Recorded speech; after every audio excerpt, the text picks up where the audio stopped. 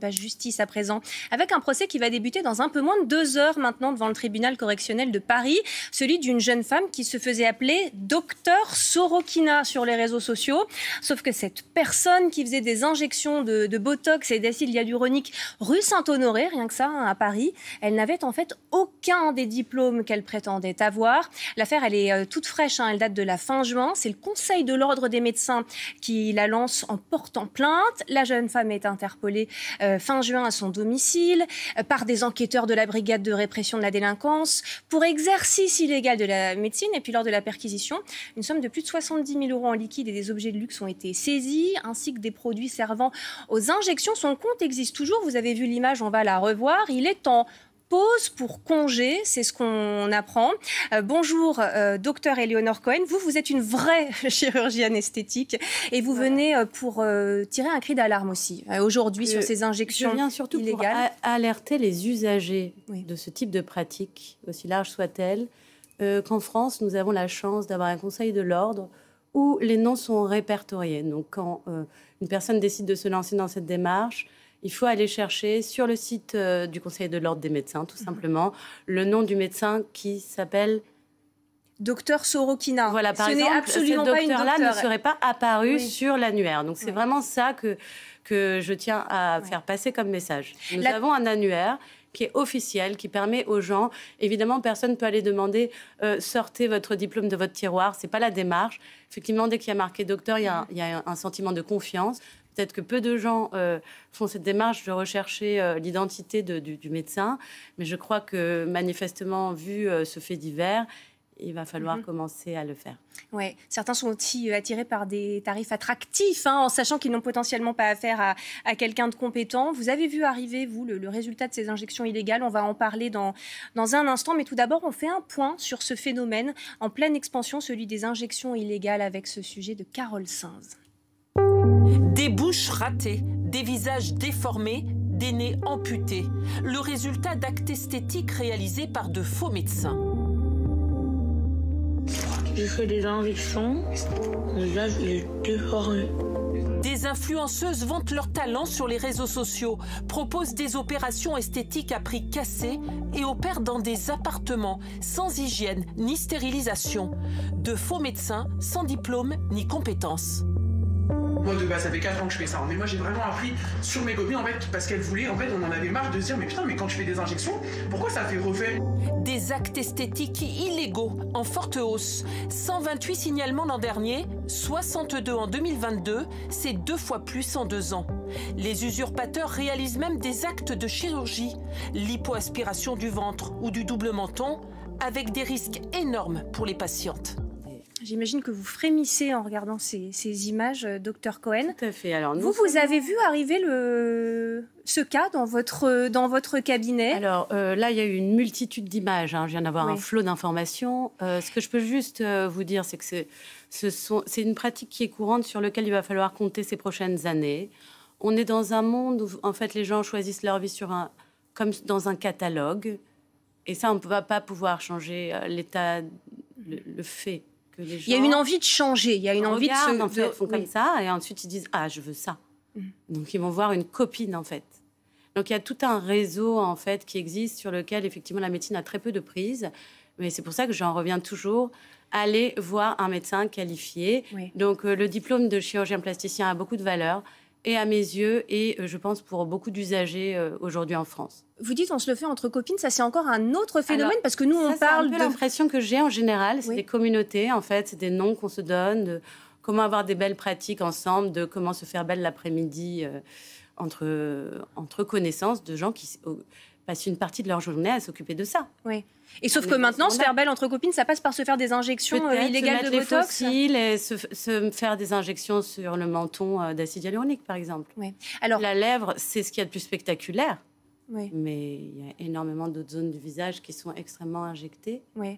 Parce que ça coûte forcément aussi moins cher. On ne sait pas non plus quelle substance on s'injecte et ça peut avoir des conséquences graves. Vous avez vu arriver chez vous une patiente qui avait fait des injections illégales, qui vous a demandé de réparer les dégâts, c'est bien ça? Tout à fait. Alors, j'ai 2 cas notamment à donner. C'est une jeune femme qui a l'air très gentille et voilà, qui va voir, je pense, une de ses amies pour se faire injecter. Et elle vient me voir régulièrement pour faire les retouches en hyaluronidase. Donc la hyaluronidase est l'enzyme naturelle de dégradation de l'acide hyaluronique. Et donc nous, en tant que chirurgiens plasticiens, nous pouvons un peu moduler les effets néfastes de ce qu'il amène grâce à ça. Elle vient vous voir pour corriger ce qu'elle a fait. Ouais. Mais vous lui dites quoi quand elle arrive? Écoutez, le problème, c'est que je vois au moins 15 patients par jour, 20 patients par jour, et que j'essaye de nouer des liens avec chacune, mais on ne peut pas changer les gens. Ouais. Donc, elle vous demande de rattraper.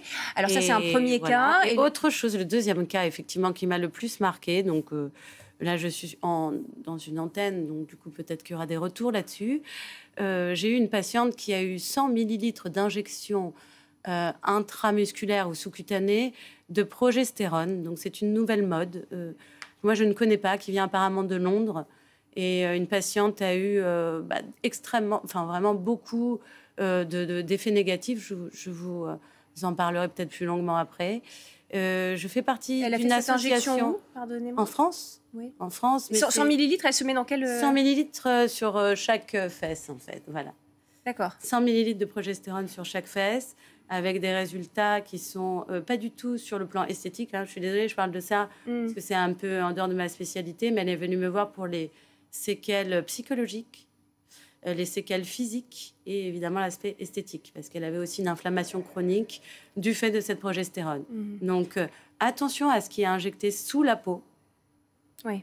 Est-ce que, si vous lisez l'ingrédient de ce que vous mangez, lisez les ingrédients de ce qui vous est injecté. Ça, c'est un acte qui est pratiqué par de vrais médecins, cette injection de progestérone dont vous parlez, ou ce sont des inventions d'un milieu parallèle qui est en train de se développer? C'est une patiente qui me raconte qu'il y a une Instagrammeuse qui habite à Londres, qui a fait ça. Et cette patiente a essayé de demander d'avoir des soins. Donc, la différence entre un médecin et un non-médecin, c'est que nous assurons le suivi post-opératoire. Oui.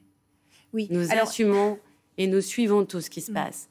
Et cette Instagrammeuse a ghosté la patiente. Ça veut dire que ce sont des gens dont on ne retrouve pas la trace en réalité. Une fois que ça tourne mal, ça va très vite pour disparaître, rouvrir un compte sous une autre identité, c'est ça? Ouais. Il faudrait mener une enquête là-dessus, Florence. Est-ce que ce phénomène est si vaste que ça? Parce qu'on entend dire, bon, ça a doublé en l'espace de 2 ans, mais ça, ce sont les actes qu'on connaît. À quel point c'est en train véritablement de devenir un fléau? Je crois que ça devient un fléau pour la jeunesse, surtout. C'est-à-dire? Regardez, vous avez bien vu les visages qui nous étaient présentés. Il s'agit majoritairement de femmes jeunes. Et donc, je pense qu'il faut mener, s'intéresser un peu à ce phénomène.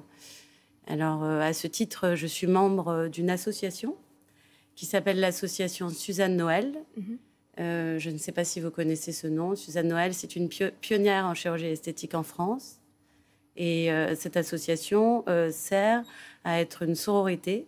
Nous nous constituons en sororité de notre profession, qui est donc la chirurgie esthétique. Parce qu'on est un peu dans ce problème d'usurpation d'identité, peut-être de médecin esthétique ou de chirurgien esthétique. Je ne connais pas l'affaire, il faudra le suivre. Un dernier mot pour celles et ceux qui seraient tentés de céder à cette tentation de l'injection illégale, parce qu'au lieu de coûter, je ne sais pas, 350 € l'injection de Botox, ça en coûte 100, je ne sais pas, ou 150. Qu'est-ce que vous dites à ces jeunes femmes? J'ai envie de dire à ces jeunes femmes, elle est où la caméra? C'est où? Là. Mesdames, respectez-vous. Respectez-vous, mesdames.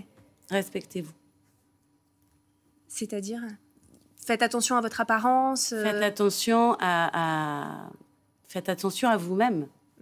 Vous connaissez les risques.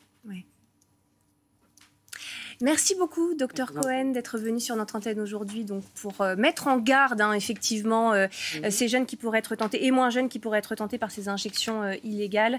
Merci à vous. Allez.